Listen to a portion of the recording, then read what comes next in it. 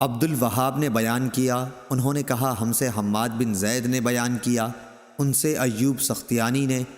ان سے محمد نے اور ان سے ام عطیہ رضی اللہ عنہا نے کہ رسول اللہ صلی اللہ علیہ وسلم نے بیعت لیتے وقت ہم سے یہ عہد بھی لیا تھا کہ ہم میت پر نوحہ نہیں کریں گی، لیکن اس اقرار کو 5 عورتوں کے سوا اور کسی نے پورا نہیں کیا۔ یہ عورتیں ام سلیم، ام علا، ام صبرہ کی صاحبزادی جو معاذ کے گھر میں تھیں، اور اس کے علاوہ 2 عورتیں، یا کہا کہ ابو صبرہ کی صاحبزادی، معاذ کی بیوی اور ایک دوسری خاتون۔ صحیح بخاری حدیث نمبر 1306۔ علی بن عبداللہ مدینی نے بیان کیا، کہا ہم سے سفیان بن عینہ نے بیان کیا، ان سے زہری نے، ان سے سالم نے، ان سے ان کے باپ عبداللہ بن عمر رضی اللہ عنہ، ان سے عامر بن ربیعہ رضی اللہ عنہ نے، اور ان سے نبی کریم صلی اللہ علیہ وسلم نے فرمایا کہ جب تم جنازہ دیکھو تو کھڑے ہو جاؤ اور کھڑے رہو یہاں تک کہ جنازہ تم سے آگے نکل جائے۔ سفیان نے بیان کیا، ان سے زہری نے بیان کیا کہ مجھے سالم نے اپنے باپ عبداللہ بن عمر رضی اللہ عنہ سے خبر دی، آپ صلی اللہ علیہ وسلم نے فرمایا کہ ہمیں عامر بن ربیعہ رضی اللہ عنہ نے نبی کریم صلی اللہ علیہ وسلم کے حوالے سے خبر دی تھی، حمیدی نے یہ زیادتی کی ہے یہاں تک کہ جنازہ آگے نکل جائے یا رکھ دیا جائے۔ صحیح بخاری حدیث نمبر 1307۔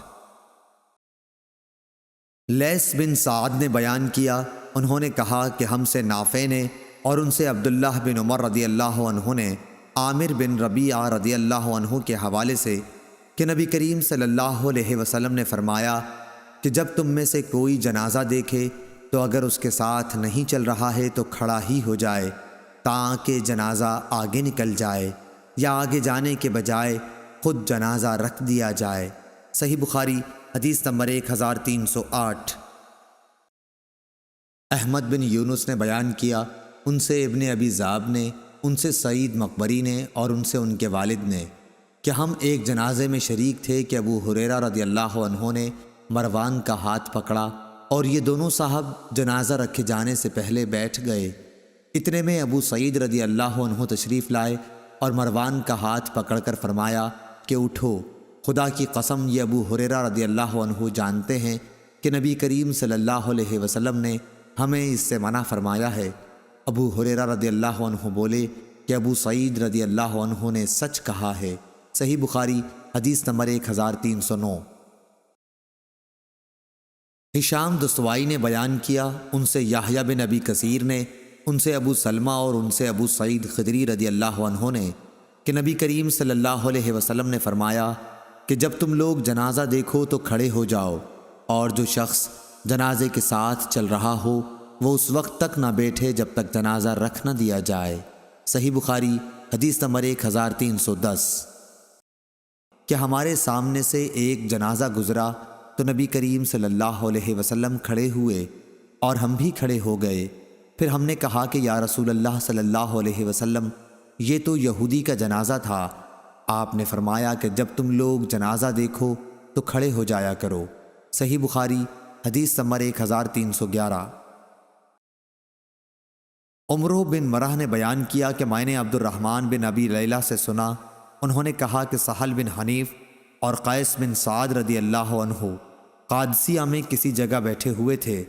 اتنے میں کچھ لوگ ادھر سے ایک جنازہ لے کر گزرے تو یہ دونوں بزرگ کھڑے ہو گئے۔ عرض کیا گیا کہ جنازہ تو زمیوں کا ہے جو کافر ہیں۔ اس پر انہوں نے فرمایا کہ نبی کریم صلی اللہ علیہ وسلم کے پاس سے اسی طرح سے ایک جنازہ گزرا تھا، آپ صلی اللہ علیہ وسلم اس کے لیے کھڑے ہو گئے، پھر آپ صلی اللہ علیہ وسلم سے کہا گیا کہ یہ تو یہودی کا جنازہ تھا، آپ نے فرمایا کہ یہودی کی جان نہیں ہے۔ صحیح بخاری حدیث نمبر 1312۔ ابو حمزہ نے اعمش سے بیان کیا، ان سے عمرو نے، ان سے ابن ابی لیلہ نے کہ میں قیس اور سہل رضی اللہ عنہ کے ساتھ تھا، ان دونوں نے بیان کیا کہ ہم رسول اللہ صلی اللہ علیہ وسلم کے ساتھ تھے، اور زکریا نے کہا، ان سے شعبہ نے اور ان سے ابن ابی لیلہ نے کہ ابو مسعود اور قیس رضی اللہ عنہ جنازے کے لیے کھڑے ہو جاتے تھے۔ صحیح بخاری حدیث نمبر 1313۔ سعید مقبری نے بیان کیا ان سے ان کے باپ کیسان نے کہ انہوں نے ابو سعید خدری رضی اللہ عنہ سے سنا کہ رسول اللہ صلی اللہ علیہ وسلم نے فرمایا کہ جب میت چارپائی پر رکھی جاتی ہے اور مرد اسے کاندھوں پر اٹھاتے ہیں تو اگر وہ نیک ہو تو کہتا ہے کہ مجھے آگے لے چلو، لیکن اگر نیک نہیں ہوتا تو کہتا ہے ہائے بربادی، مجھے کہاں لے جا رہے ہو۔ اس آواز کو انسان کے سوا تمام مخلوق خدا سنتی ہے، اگر انسان کہیں سن پائے تو بے ہوش ہو جائے۔ صحیح بخاری حدیث نمبر 1314۔ سفیان نے بیان کیا، انہوں نے کہا کہ ہم نے زہری سے سن کر یہ حدیث یاد کی، انہوں نے سعید بن مسیب سے اور انہوں نے ابو ہریرہ رضی اللہ عنہ سے کہ نبی کریم صلی اللہ علیہ وسلم نے فرمایا کہ جنازہ لے کر جلد چلا کرو، کیونکہ اگر وہ نیک ہے تو تم اس کو بھلائی کی طرف نزدیک کر رہے ہو، اور اگر اس کے سوا ہے تو ایک شر ہے جسے تم اپنی گردنوں سے اتارتے ہو۔ صحیح بخاری حدیث نمبر 1315۔